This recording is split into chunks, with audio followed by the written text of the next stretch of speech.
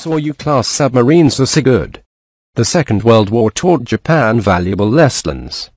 The first "don't start wars" is an obvious conclusion that has been taken to heart. Other lessons were the result of the wartime Allied air and naval blockade of the country, which brought it to the brink of starvation. For Japan, poor in resources and arable land, to survive the next war, the air and sea lanes must stay open. And for that to happen, Japan must have top-flight air and naval forces. Japan's post-war submarine fleet is one of the best in the world, with an authorized total of 22 submarines. The Japan Maritime Self-Defense Forces submarine fleet is also one of the largest.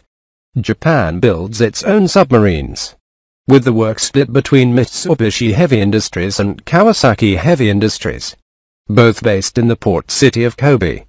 Japan takes an iterative approach to submarine construction, with a new submarine class introduced roughly every 20 years that builds upon previous ones. The current class, Soryu, builds upon the older U.S.A. class, and the two classes form the entirety of the fleet.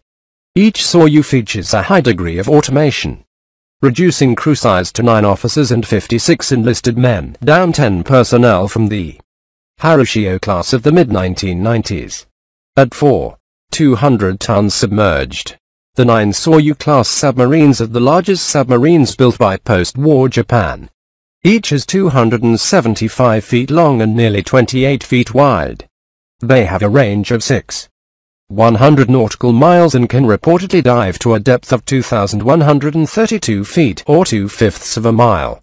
The Soryu class features an X-shaped tail, reportedly for increased maneuverability in approaching the seabed.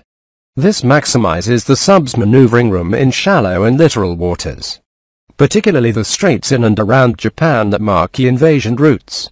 Each submarine has an optronic mast and ZPS-6F surface low-level air search radar for detection of enemy ASW and maritime patrol craft.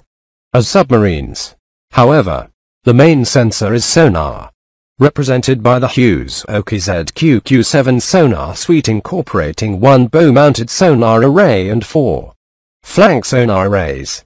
The subs also have a towed sonar array for rear acoustic detection. The Soryu class has 6 533mm torpedo tubes mounted in the bow.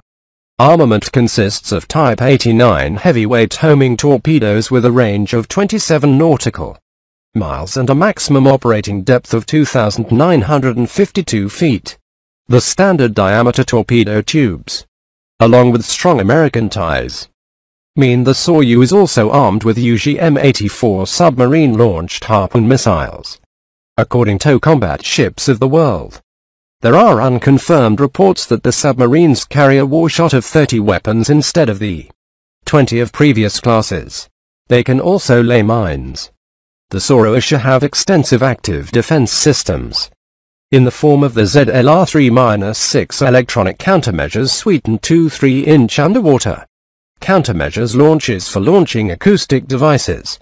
On the passive side, the entire submarine is covered in acoustic tiling to reduce both the signature of enemy active sonar signals and sounds from the inside the ship. Propulsion is what the class is most famous for. Each can make 13 knots surfaced and 20 knots submerged. Powered by 12 Kawasaki 12 volts 25S diesel engines and 1 tandem Toshiba electric motor. For silent running, each submarine is equipped with 4 Sterling V4 275 RMK air-independent propulsion systems, licensed from Sweden, that can power the submarine underwater for up to 2 weeks. There are also rumors that the last ships built will trade their AIP units for lithium-ion batteries. The Soryu class isn't perfect, though.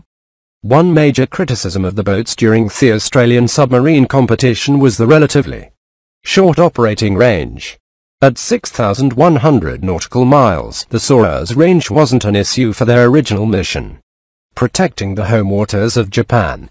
Australian Soryu, however, would have had to travel 788 miles from the base at HMAS Sterling just to reach the vicinity of Taiwan, a voyage that would necessitate at least 1 refueling stop and probably 2 for the Australian bid. The Soryu were to be lengthened 6 to 8 meters for improved crew habitability and increased range. But the need to modify the submarine for Australian requirements likely worked against Japan. The combination of long-endurance stealth senses and modern torpedoes and missiles makes the Soryu class an effective hunter-killer. It is, however, a specialized killer, as Australia came to realize and would have been a fish out of water in Australian service. As potent as the class is, expect a replacement class that builds upon this hunter-killer within the next decade. Japan is exploring unmanned underwater vehicles and toward that end underwater communications and underwater wireless power transmission methods. What will Son of Soryu look like? Stay tuned. Kyle Mizukami is a defense and national security writer based in San Francisco who has appeared in The Diplomat, Foreign Policy, War is Boring and The Daily Beast.